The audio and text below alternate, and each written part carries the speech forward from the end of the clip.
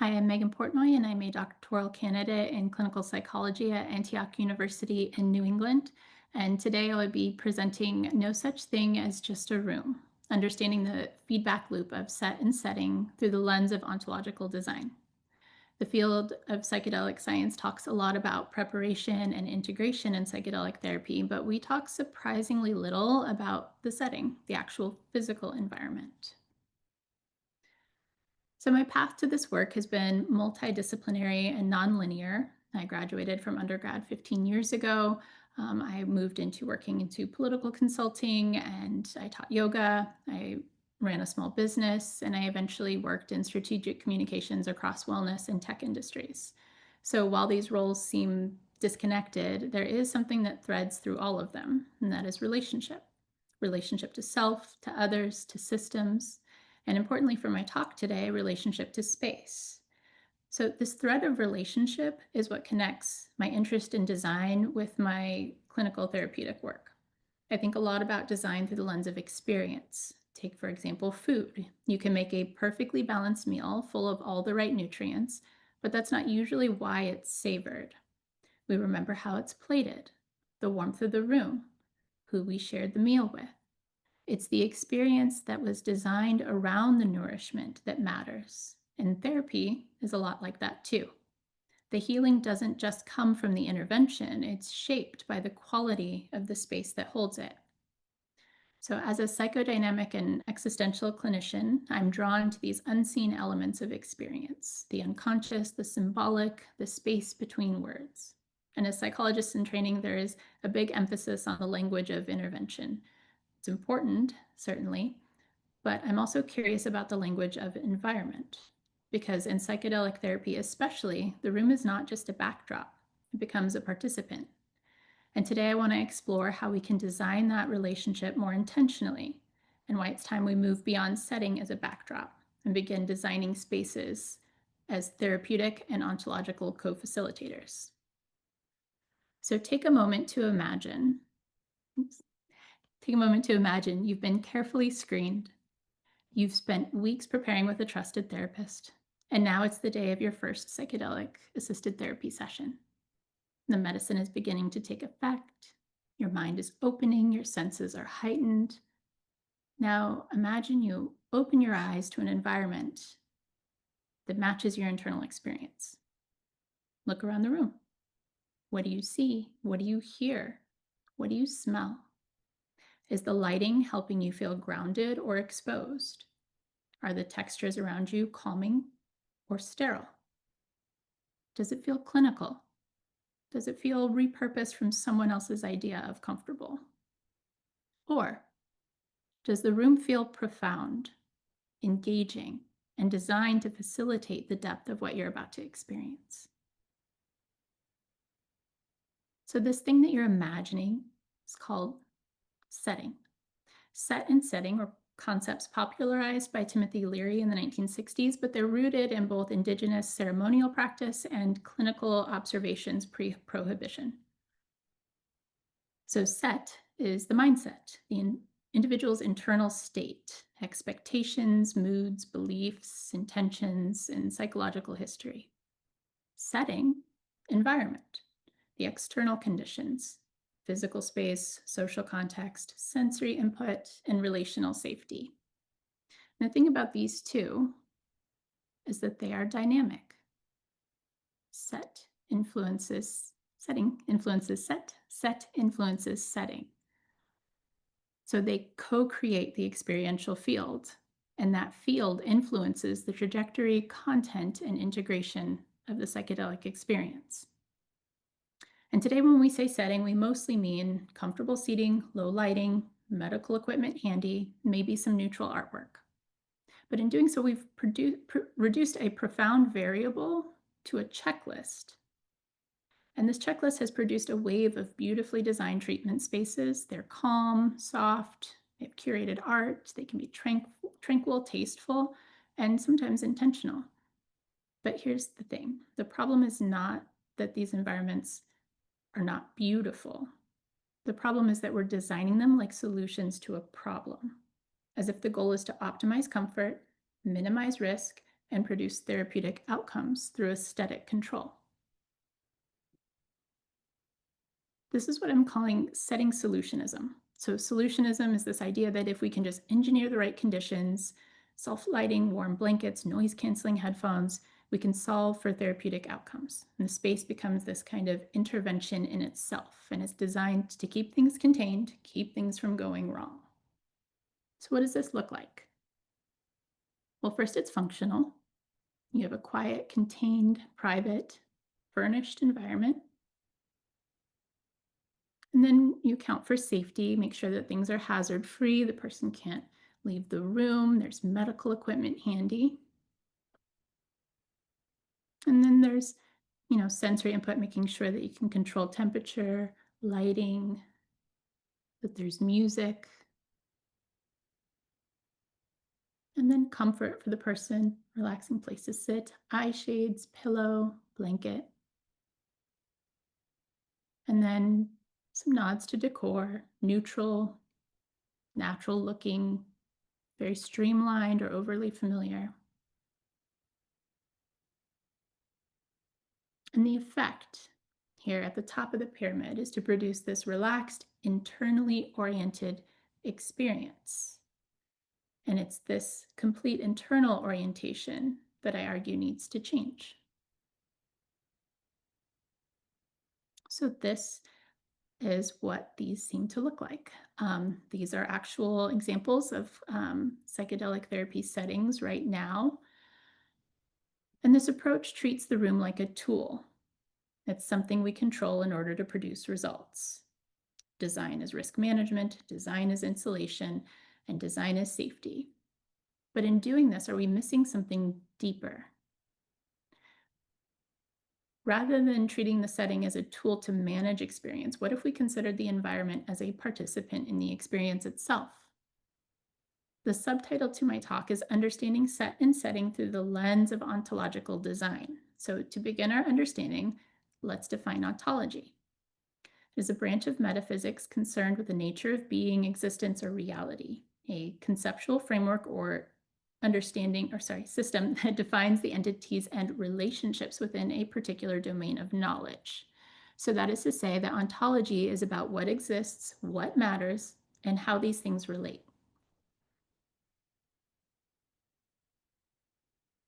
Ontological design is the design discipline concerned with designing human experience.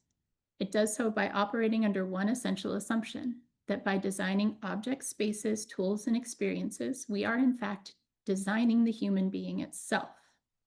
In other words, what we design designs us back. So what does ontological design look like? Well, it's resonant. It has the spaces that echo and amplify the inner experience. It's coherent. So it's design that aligns environment and intention seamlessly. This means that the space has the ability to feel alive when the client feels alive. The space has the ability to open when the self becomes porous. The space has the ability to ground when the client is reassembling their identity. It is organic. The forms and textures are inspired by nature and fluidity, and it's co-creative. So these spaces actively collaborate in shaping transformative experience. So rather than a pyramid building to an outcome, perhaps it looks more like this. If you can imagine, this is the setting, the environment, and each of these dots are all kinds of different elements of what can contain an environment: lighting, texture, sound, temperature, decor, all of these things. And you can see that it's kind of pulsing because it's active, it's changeable, it moves. You bring to it the self. The self moves through the space. And then rather than a pyramid structure building toward an outcome, we're co-creating an experience. And this approach highlights the interconnectedness between the designed world and the human who experiences it. So recognizes that what we design acts back on us just as much as we act out on the world. So while solutionist design asks, how can we fix the environment so it doesn't get in the way of healing, thereby flattening the experience? Ontological design asks, what kind of world are we inviting the client to inhabit? And is it responsive? How does this world shape who they can become? It enlivens the experience. So if ontological design shifts us from managing space to relating with space, how do we know that environment influences psychological states? Well, let's look at the evidence base for how space interacts with psyche, especially in altered states. So what happens to a body and a brain on psychedelics? Well, first you have somatic amplification, heightened body awareness, and emotional resonance. So textures, posture, temperature shifts can influence felt safety or evoke symbolic interpretation. Default mode network alterations, they're associated with ego dissolution and expanded sense of self-world boundarylessness. The mind becomes more responsive to external cues, so including environmental symbolism.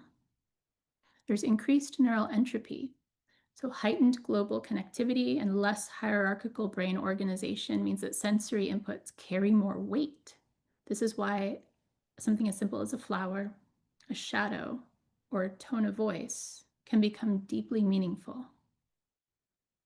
The brain becomes hyperplastic, so there's an increased ability for the brain to form new neural connections, rapidly enhancing learning, memory consolidation, and emotional adaptability. And there's new research to indicate that particularly MDMA and psilocybin reopen windows for emotional learning and social trust through increasing oxytocin, serotonin, and alterations to the brain's neurochemistry. So what this means is that the physical environment has this opportunity to deeply imprint on someone in a psychedelic state.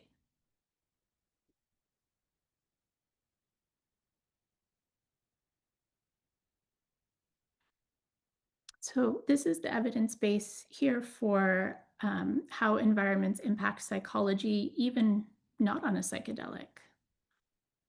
So in early development, enriched environments with color, sound, and tactile stimulation increased synaptic connection in the brain through play.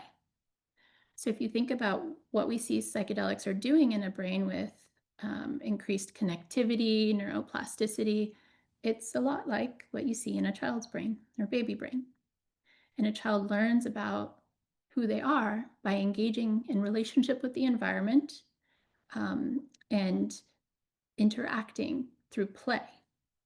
So play isn't frivolous, it's very neurogenic. And you wouldn't take a baby and say, well, we're going to have you lay down, put eye shades on, put noise canceling headphones on, and learn about yourself. But that's what we do to folks in psychedelic experiences. There's exploration and novelty seeking in the environment. So dopamine is highly responsive to novelty. Psychedelic states enhance this responsiveness. So environments that can encourage exploration through hidden elements, varied textures, opportunities to change the color of lighting that supports curiosity and agency, especially under altered states. So setting interacts with psychology and creativity and divergent thinking. Spatial openness, natural light, and symbolic imagery have been shown to improve access to associative thinking, and that's a hallmark of psychedelic cognition. And there's really interesting research into fractals and symmetry and what happens to us when we view them. So fractal environments, especially those with mid to high complexity, enhance preference, engagement, and visual comfort, and they reduce stress. So viewing fractal patterns mimics the visual experience in nature, where fractal patterns are abundant. So it eases cognitive load and enhances attention. These patterns balance stimulation with relaxation, and they also activate awe. And this is a known therapeutic mechanism in psychedelic experiences. So awe is not a fringe phenomenon.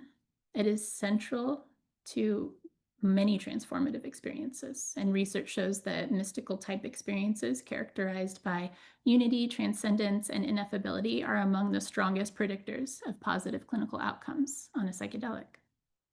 So environments that elicit awe through scale, vista, light, nature, or symbolic resonance can deepen the therapeutic arc by aligning the outer world with the client's inner state.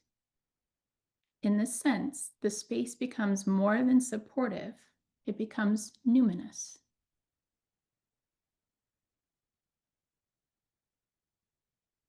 So we've looked at the scientific foundation to inform ontological design. Let's further explore ontological design by looking at the origins of psychedelic ritual, indigenous ritual and ceremony. There's forgotten wisdom in what indigenous practice already knew. They didn't just stumble into ceremony, they designed it. Every sensory detail, sound, smell, firelight, even the arrangement of bodies was intentional. Why? Because they honor space as sacred. So these rituals are environments. There is no distinction between space and meaning. Medicine is not only ingested, it is inhaled through smoke, it's seen through firelight, it's heard through song, and it's felt through movement. Design is an invocation in these ritual ceremony spaces. They're not just passive, they are invoked to hold the experience with altar, circle, songs, the direction you face, when you face that direction. All of these shape identity, role, and relationality. And Western settings lack these structures. So, what are we losing when the room is stripped of symbolic architecture? And how do we recreate reverence without appropriation? If Indigenous ceremony shows us what ontological design looks like in action, then the question becomes, how do we bring this intentionality into modern clinical spaces without copying and without extraction?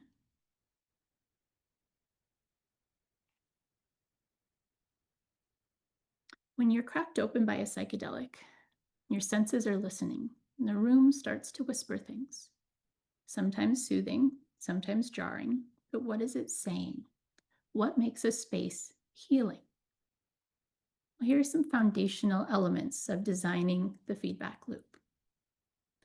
Personalization and cultural resonance is the start. Having conversations with clients about items to bring in, culturally relevant artwork or textiles, optional scents or fabrics. There's an element of bespoke attention that is paid.